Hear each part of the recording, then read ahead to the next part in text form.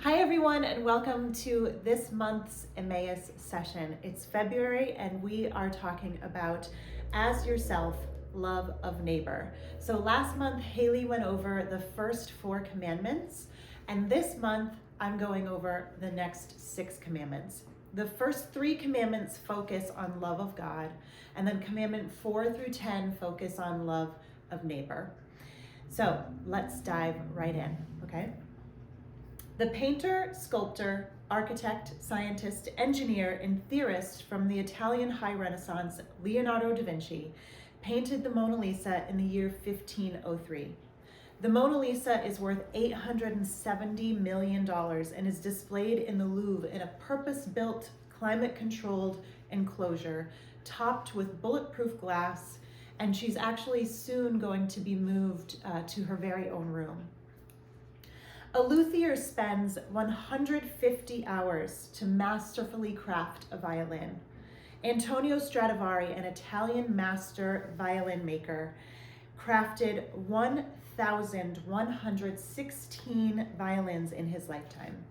His violins are highly prized. Some of them are still in existence and valued into the millions. And there's a Stradivarius violin called the Messiah Stradivarius, and it's on display at the Ashmolean Museum in Oxford, England, and is worth about $20 million. In December 2021, American rock legend Bruce Springsteen sold his music catalog rights to Sony Music Entertainment for $550 million. And currently there's a deal going on that involves the selling of Michael Jackson's music catalog that could be worth up to $900 million. Now there's different pieces of art and music and things worth so much, thousands and thousands of dollars, millions and millions of dollars, what have you, all over the world. And to respect, protect, and preserve these things, there are certain rules that must be applied and certain rules that must be followed. No one is simply handling the Mona Lisa with greasy Cheetos fingers. When and if she is handled, she's handled with meticulous, precise, painstaking detail. Not just any jamoke can just walk off the street to the Ashmolean Museum and pick up that Messiah Stradivarius and start playing it. Whenever that is played, it is played by a master musician. Only a few people can touch that violin. Bruce Springsteen's music catalog and Michael Jackson's music catalog isn't selling for millions and millions of dollars because the artist doesn't care about what happens to it. They're selling for that much money because there's so much care and time that went into the creation of those things.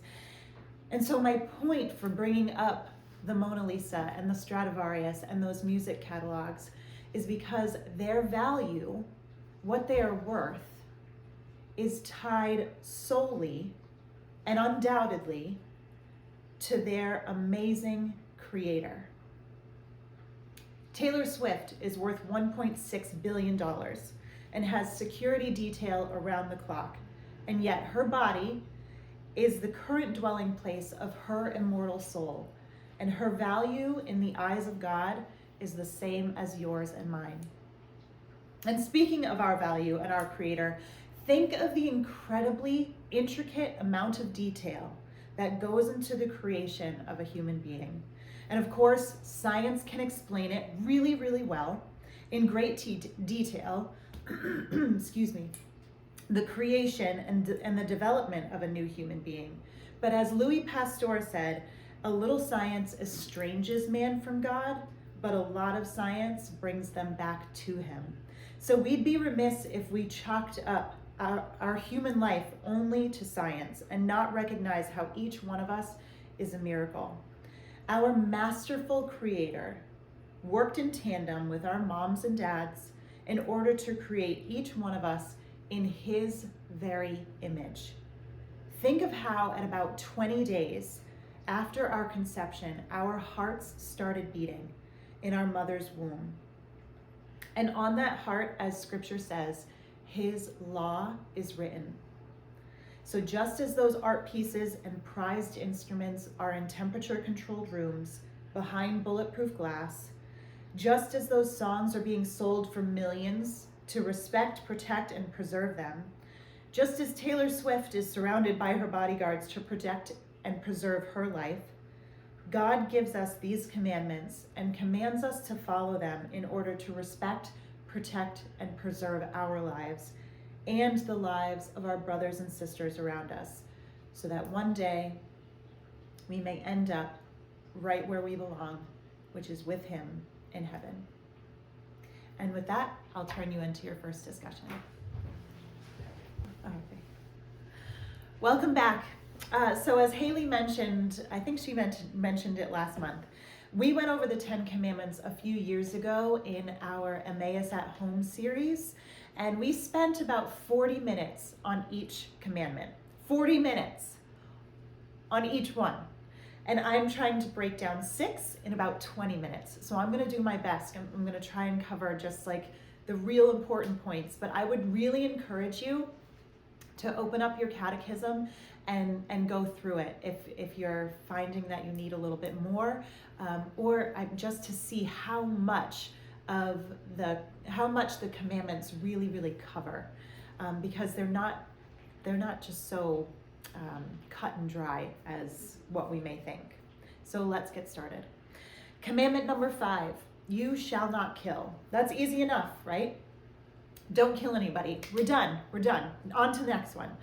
Well, not quite. The Catechism has 17 pages on this commandment alone.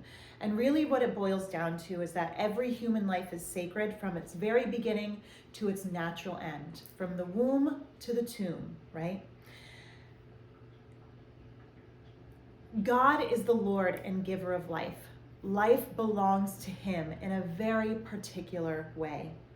Now, the Catechism recognizes and appreciates legitimate self-defense and just war, explaining that if you are in a position where you must defend yourself or your loved ones or the lives of others against an unjust aggressor, you are kind of allowed to take them out.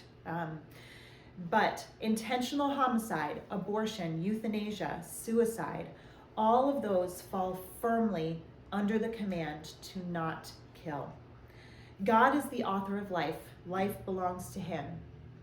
And as image bearers of God, we have absolutely no right taking the life of another or even our own life. And look at those things that I just mentioned. Intentional homicide. We turn on the news and people are killing people. Abortion, it is rampant in our society.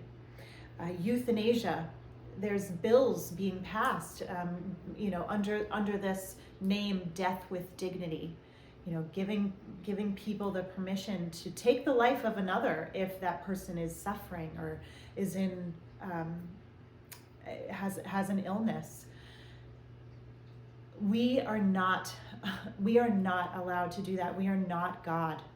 We aren't in command of our own lives. We aren't the owner of our own lives.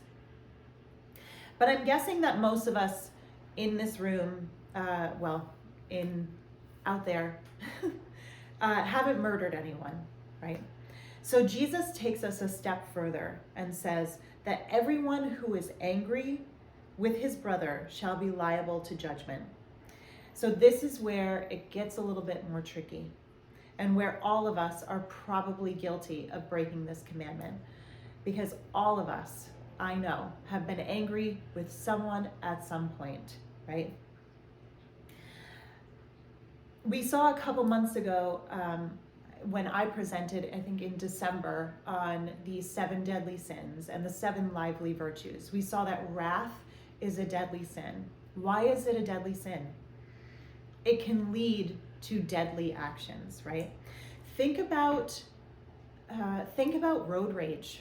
Think about people who have lost their lives to road rage simply because maybe they cut someone off and that person got so angry that they killed the person who cut them off.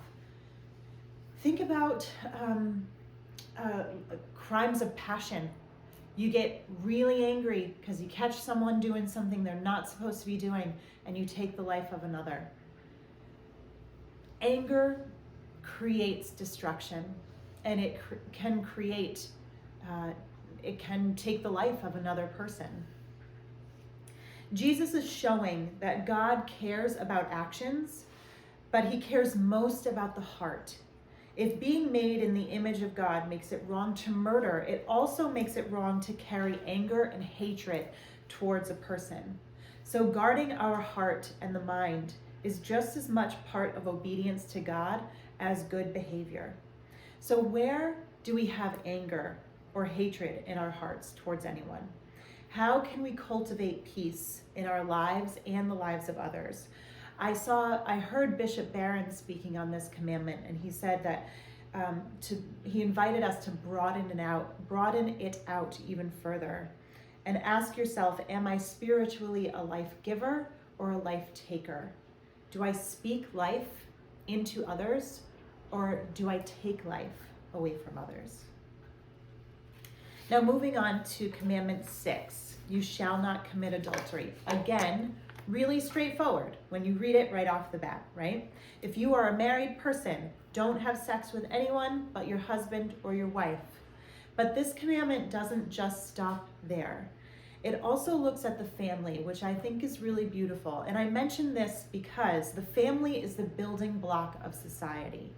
Society is grounded in the fundamental relationship and the values of the family. And when adultery is committed, it not only violates the two people involved and their spouses, but it violates the family. St. John Paul II says, as the family goes, so goes society. And we see that in our world. We have seen the breakdown of the family, and we have seen the breakdown of society. We have seen good being called evil, and we have seen evil being called good. And it all starts in that foundation of the family. The Catechism also covers our vocation to chastity, which is defined as the successful integration of sexuality within the person, and thus the inner unity of man in his bodily and spiritual being. So God created us and created sex for a reason, and that reason shouldn't be perverted in any way. When Haley was working with, or as a youth minister, she would often tell the teens that sex is for the confines of marriage and is for bonding and babies.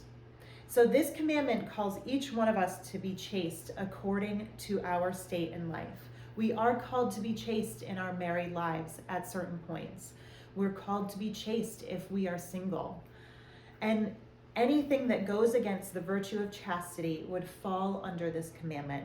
So things like lust, masturbation, fornication, which is the carnal union between an unmarried man and an unmarried woman, pornography, not only participating in it, but also watching it. That is a form of adultery.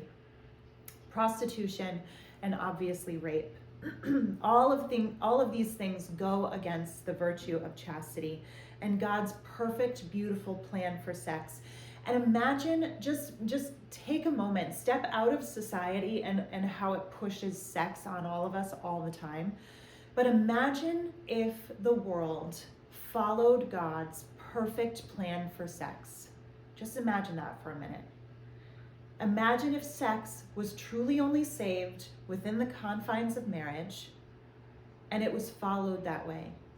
Think of all the pain that wouldn't exist.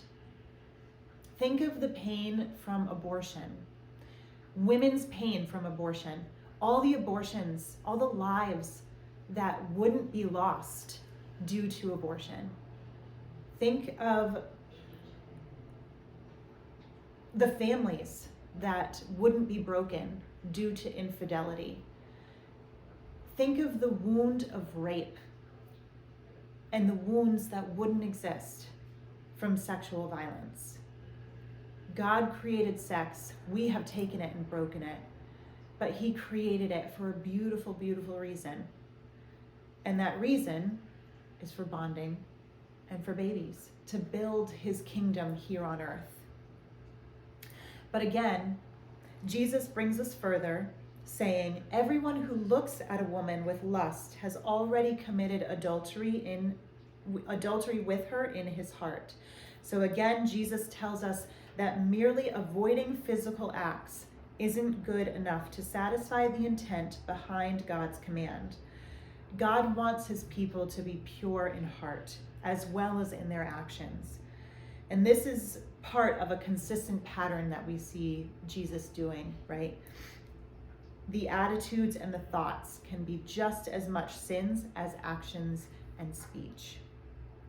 Now, I said this when I talked about the 7 deadly sins, when we came to the part about lust, about what we try to teach our boys about young women. If they ever say anything sort of, not very nice about a young lady, they might make a comment about the way she looks or something. We always tell them, who is she? And first and foremost, she's a child of God. She's a sister in Christ. If lust of the eyes is something that you struggle with, I invite you to try and change your perspective on the way you look at a person. See them as a child of God first. See them as your brother or sister in Christ. If they're particularly attractive, appreciate their beauty as created by God. And that will bring us to a higher, holier place when we put God first, when we see all of his creatures as made in his image and likeness, right? Now, moving on, I'm going to switch it up a little bit and move on to commandment 9. So commandment 9 is, you shall not covet your neighbor's wife. So I bring this up now because this commandment can be seen as an extension of the 6th commandment, with a difference in emphasis. Where the 6th commandment more so emphasizes the physical act, the 9th commandment makes an emphasis on the deliberate and conscious intention, thought, and sight. So to covet another person's wife or husband means entertaining impure thoughts about the woman or man married to someone else. Even if one may not act on such thoughts, but simply considers them for his or her personal pleasure, it is a violation of the 9th commandment. Now moving on to commandment 7. The 7th commandment forbids us to do anything wrong to the goods and the property of our neighbor, right? Commandment 7, thou shalt not steal. There are 2 points that I'd like to reflect on. 1 is the right to possession, and 2 is the obligation to restitution.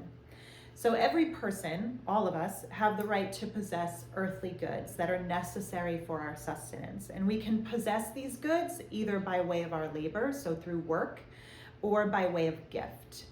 Then they become our personal property.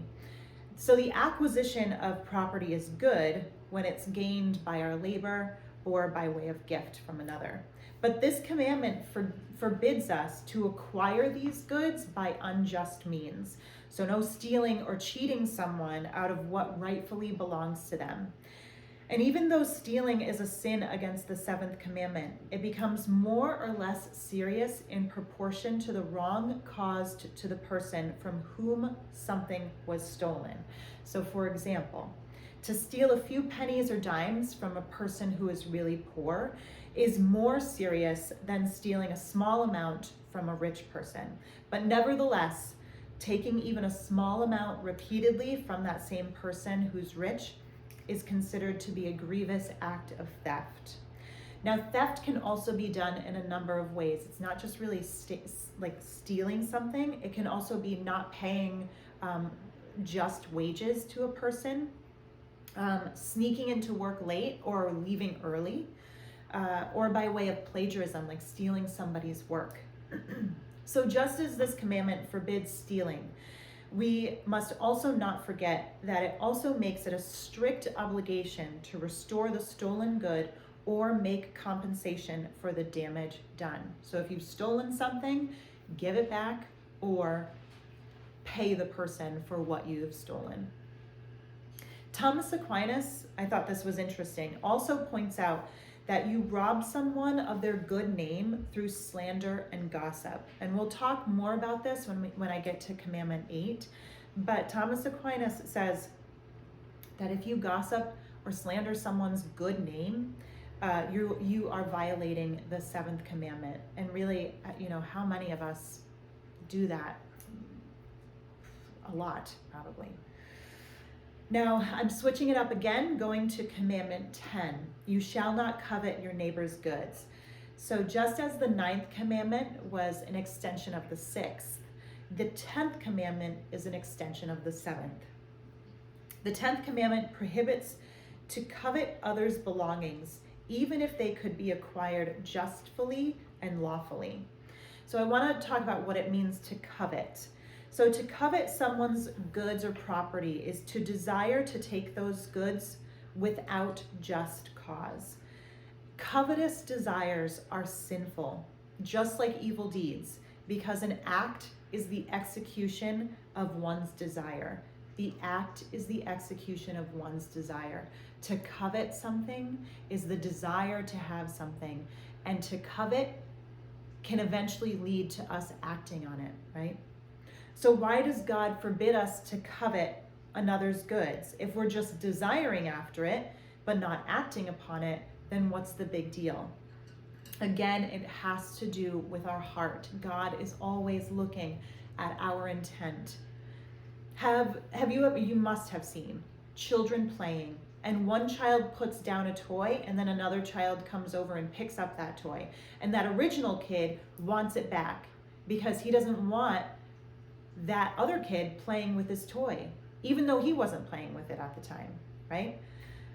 Or what about there's something that you've been wanting for a long time. You've saved, you've worked for it, and you've gotten it. You've gotten that like dopamine rush, and now you're on to the next thing. I know I'm guilty of it. You should see my closet. There's one too many shoes, maybe like 10 too many shoes. I get a pair of shoes, they're cute, I wear them, and then I want another one. The heart is never satisfied, right? Our desires are boundless, and the desires of a person are never satisfied. In the book of Psalms, it is written that nothing can satisfy the heart. And St. Augustine confirms this by stating that nothing other than God can satisfy the yearning of the heart when he says, "You have made us for yourself, O Lord, and our hearts are restless until they rest in you." Covetousness destroys peace of heart because a covetous person is always looking to acquire what is desired. Covetousness destroys the love of God and that of neighbor. We hear Jesus saying in Matthew 6:24, "No one can serve two masters, for either he will hate the one and love the other, or he will be devoted to the one and despise the other. You can't serve God and mammon." Covetousness produces all kinds of wickedness, as stated by St. Paul. He says, "Those who desire to be rich fall into temptations, into a snare, into many senseless and hurtful desires that plunge men into ruin and destruction. For the love of money is the root of all evils. It is through this craving that some have wandered away from the faith and have pierced their hearts with many pangs." How many of us can relate to that, right? The key to understanding why it's forbidden to covet your neighbor's wife or your neighbor's goods is that it might instigate evil actions like adultery, murder, theft, bearing false witness. Covetousness destroys the fabric of the human community. So we really have to watch our hearts, guard our hearts. Now moving on to commandment 8, you shall not bear false witness. So the Lord, as we have seen, has forbidden to cause injury to the neighbor by deed, but he demands this commandment not to cause injury by word. You shall not bear false witness. This commandment essentially calls us not to lie. Now we see false witness, it may occur either in the court of law or an ordinary conversation. For the sake of this, I'll move right into ordinary conversation. So in our ordinary lives, we act against this commandment by damaging someone's good reputation, honor, or good name. Now, how often do we attack someone with our words? How often do we put someone down? How often do we undermine someone's reputation? How often do we lie for the sake of our own advantage or to elevate our own egos? It is God's will that we all strive to earn a good name among others by doing good works. In Matthew, we read, "Let your light so shine before men that they may see your good works and glorify your Father who is in heaven." So it's good for each person to earn an honorable reputation and retain a good name, and we don't have any business tearing down a person. And how often do we do that? This commandment forbids suspicion, detraction, slander, and abuse that would destroy the neighbor's honor. It also forbids us to listen with pleasure when a neighbor is spoken against. How many times has someone started to say something nasty about someone we don't like, and we're like, ooh, yes, give it to me. I want to hear what you have to say, and I want to talk about it too. That's not good. It's not very becoming of us, right? I'm guilty of it. Trust me, I stand here guilty of a lot of these things, of breaking a lot of these commandments through anger, through lust, through talking poorly about people. So I don't pretend to be an authority on all of these, right? Now, when we did the Emmaus at Home series a few years ago, this commandment in particular struck Haley in a way that she became convicted that it was never okay to intentionally lie. So previously, she used small lies to make her life easier or to be polite. So she'd say something like, "Sorry, I didn't answer your call. I didn't have my phone." But instead, she should have said, "I wasn't in a good place to talk," or just, "Sorry, I didn't answer," right? But she essentially stopped lying from courtesy or convenience and has opted for only truth-telling or staying silent. So looking at a few of these commandments, you shall not kill. We may not be out murdering people, but where are we harboring anger and hatred? Where can we cultivate more peace in our lives and the lives of others? You shall not commit adultery. We may not be cheating on our husbands or wives physically, but do we look at others lustfully? Do we have a pornography habit? Where can we practice chastity? You shall not bear false witness. Where do we have a tendency to lie? Where do we have a tendency to talk poorly about others? How can we root that out and become more honest and charitable? And with that, I'll turn you into your next discussion.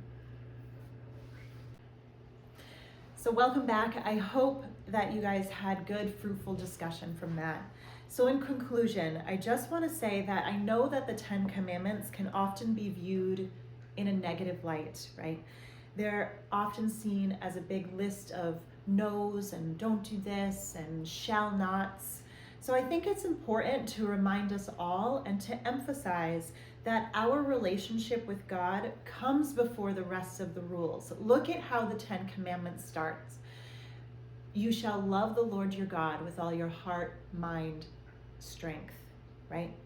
It is about love of God. He doesn't start out saying, don't do this, don't do that. He says, love me first. And then essentially all these other rules will fall into place, right? If we place God at the very top of our lives, the very first priority, then the rest of the commandments should essentially be a cakewalk. I'm not saying that we won't struggle with it, but if God is really, really there and we are really giving everything to him, the rest of the commandments fall into place.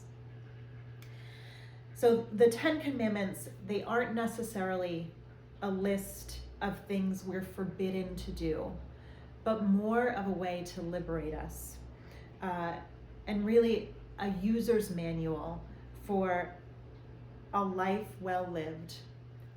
It's a way for us to live well the life that God has created for us. And that's it. So we'll see you next month. We'll have a different person up here presenting. It will not be me, but it'll be a surprise. So thank you for joining us. We'll see you next month. Have a great February.